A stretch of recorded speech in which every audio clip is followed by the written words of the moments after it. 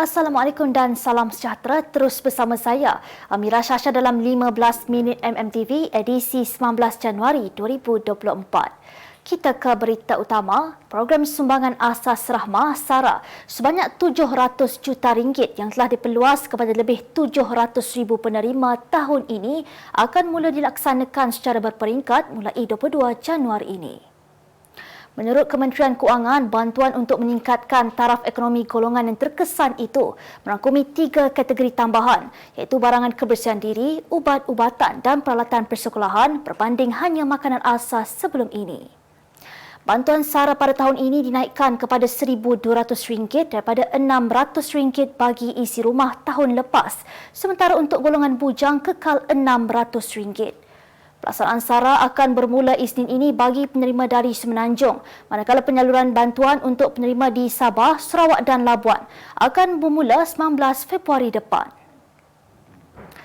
Kadar bayaran bagi seorang bakal haji muassasah kumpulan B40 yang kali pertama menunaikan ibadah itu ditetapkan pada RM12,356, manakala kumpulan M40 pula ditetapkan pada harga RM19,152.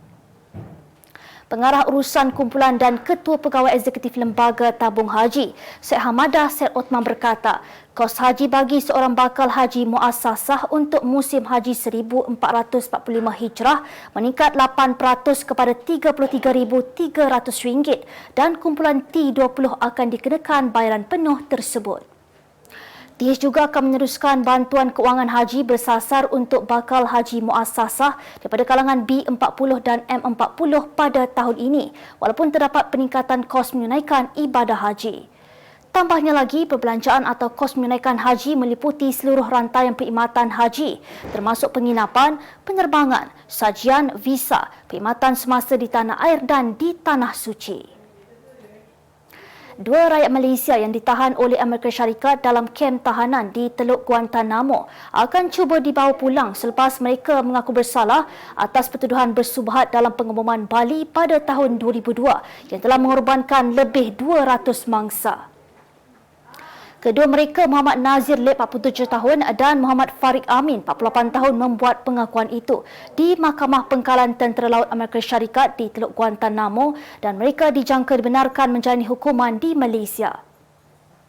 Kedua mereka mengaku bersalah atas 5 daripada 9 pertuduhan yang disabitkan ke atas mereka dan itu merupakan kali pertama mereka membuat pengakuan sejak ditahan di dalam kem tahanan itu kira-kira 18 tahun lalu.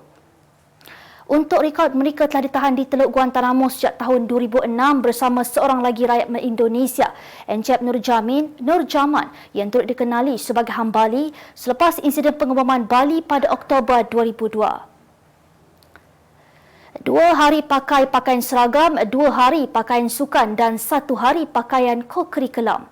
Itu adalah garis panduan dan peraturan pemakaian murid yang baru saja diputuskan oleh Kementerian Pendidikan hari ini. Menteri Pendidikan Fadlina Siddiq memaklumkan surat perkeliling dan maklumat lanjut mengenai arahan pemakaian itu akan dikeluarkan kemudian. Sebelum ini, ibu bapa di seluruh negara tertanya-tanya mengenai peraturan pakaian seragam murid sedangkan sesi persekolahan baharu bakal bermula pada awal Mac depan. KPM sebelum ini sudah memberi kelonggaran pemakaian kepada murid pada Oktober 2021 sebaik saja sesi persekolahan dibuka selepas hampir 2 tahun ditutup akibat pandemik COVID-19.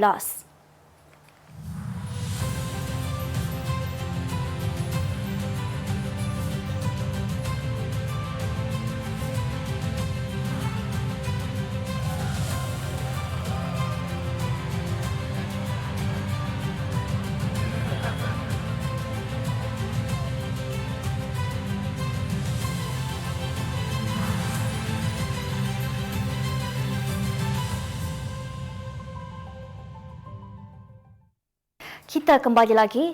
Seorang tukang urut lelaki didakwa di Mahkamah Seksyen Kuala Lumpur hari ini atas pertuduhan melakukan amang seksual fizikal terhadap seorang remaja lelaki berusia 16 tahun dalam kes 2 beradik hilang awal bulan ini.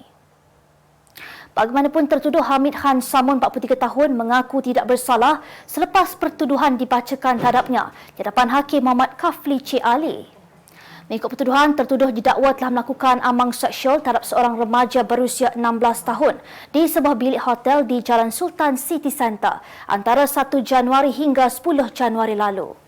Hakim Muhammad Kafli kemudiannya membenarkan Hamid Khan diikat jamin sebanyak RM8,000 dengan seorang penjamin beserta tidak mengganggu mangsa serta perlu melapor diri di Balai Polis berdekatan sebulan sekali.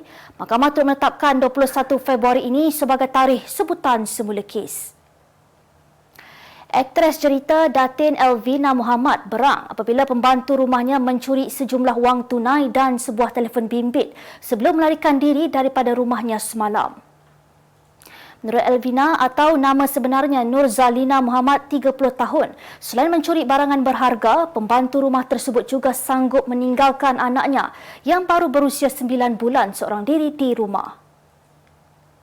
Pelakon drama Takdir yang Tertulis itu turut menzahirkan rasa kecewa dengan tindakan tidak bertanggungjawab pembantu tersebut kerana telah memberi layanan baik sepanjang tempoh dia bekerja dengannya. Berkongsi lanjut, dia juga mengesyaki wanita berkenaan sudah lama merancang untuk melarikan diri dan mengambil barang peribadi anaknya itu. Kita beralih ke berita luar negara. Seorang majikan di Portland, Oregon terular di media sosial selepas salah seorang pekerjanya memuat naik video menunjukkan usaha dilakukan lelaki itu bagi memastikan semua kaki tangannya tidak ponteng kerja walaupun ribut salji melanda. Menerusi laman TikTok, Amira Rafin mendakwa majikan itu sanggup datang ke setiap rumah dan menghantar semua kaki tangan ke tempat kerja supaya tidak memberi alasan tidak dapat hadir kerana masalah cuaca.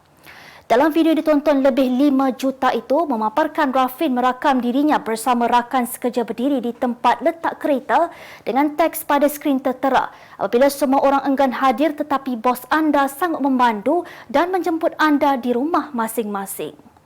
Wanita itu turut mendedahkan majikannya juga membawa pekerjanya pulang ke rumah selepas tamat bekerja pada hari itu.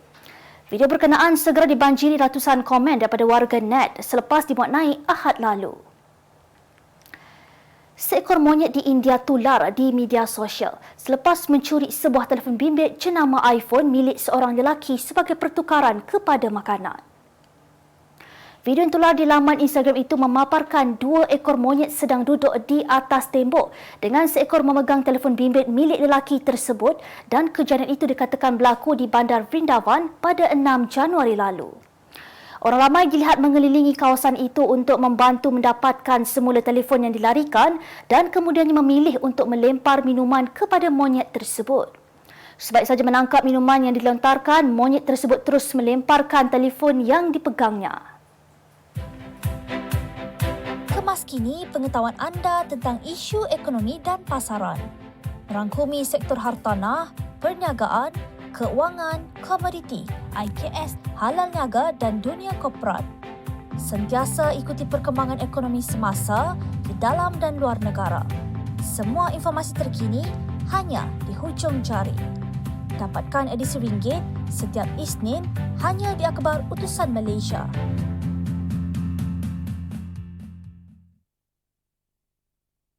Kita kembali lagi. Beralih ke berita ekonomi, Datuk Seri Anwar Ibrahim mahu setiap projek pembangunan yang diluluskan pada Belanjawan 2024 dimulakan segera kerana dana berkaitan sudah disalurkan ke setiap kementerian pada bulan ini. Perdana Menteri berkata buat pertama kalinya dalam sejarah perbendaharaan menyalurkan dana belanjawan pada bulan Januari. Mengenai hala tuju ekonomi negara tahun ini, Anwar berkata perkara paling utama adalah kestabilan politik diikuti dasar yang jelas.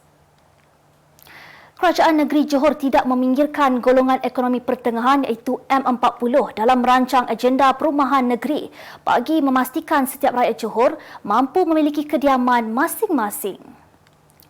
Menteri Besarnya Dato' On Hafiz Ghazi berkata pihaknya dengan kerjasama beberapa agensi kerajaan dan swasta bakal membangunkan 3,746 unit rumah yang turut menyasarkan golongan berkenaan. Menurutnya lagi, daripada jumlah itu, 1,008 unit rumah akan ditawarkan iaitu 2 jenis rumah dengan harga bermula kurang dari RM400,000 seunit dan kurang daripada RM500,000 seunit. Tambahnya, pihaknya akan bekerjasama dengan pemaju swasta dalam memastikan sektor perumahan negara ini sentiasa berdaya saing. Berita sukan, Harimau Malaya bakal melakukan rombakan ke-11 utama sebagai persediaan menghadapi Bahrain pada malam esok di Stadium Jassin bin Hamad bagi aksi kumpulan E. Rombakan utama berkemungkinan besar akan berlaku di bahagian tengah pasukan selepas pemain Afiq Fazil yang mengalami kecederaan tidak menyertai latihan bersama pasukan semalam. Brandon Gunn dan Syamir Kuti Aba pula dilihat berpotensi menjadi calon gantian bagi posisi tengah yang diisi oleh Afiq sebelum ini. Selain itu, barisan penyerang juga diramalkan akan diubah selepas gandingan Romel Morales, Darren Lock, Faisal Halim dan Arif Aiman Hanapi sebelum ini dilihat kurang menjadi ketika menentang Jordan. Ketua Jurulatih Harimau Malaya Kim Panggon menyatakan bahawa pasukannya akan memperbaiki segala kelemahan ketika berdepan Jordan tempoh hari bagi menghadapi aksi hidup mati apabila bertemu Bahrain malam esok. Manchester United perlu menyediakan sebanyak RM778.3 juta untuk mendapatkan saing Real Madrid Vinicius Junior dalam usaha menyelamatkan kedudukan pasukan itu musim ini. Real dikatakan terbuka untuk melepaskan bintang Brazil itu bagi menandatangani penyerang Paris Saint-Germain PSG Kylian Mbappe yang meminta gaji sebanyak RM3.59 juta seminggu. Sebelum ini, pasukan Los Blancos pernah menganggap Vinicius yang berusia 24 tahun itu sebagai pemain yang tidak akan dijual. Namun faktor kewangan untuk mendapatkan Mbappe menyebabkan mereka berubah fikiran. Dalam pada itu, The Red Devils juga mengharap dua pemain yang berasal dari Brazil, Casemiro dan Antony, dapat memujuk bekas pemain Flamengo itu untuk berhijrah ke Old Trafford. Sebagai penutup 15 minit MMTV hari ini, saksikan laporan cuaca esok Sabtu 20 Januari 2024. Jangan lupa dapatkan akhbar utusan Malaysia dan Kosmo untuk berita-berita terkini dan menyeluruh. Sekian sahaja daripada saya, Amira Shasha. Assalamualaikum dan selamat berhujung minggu.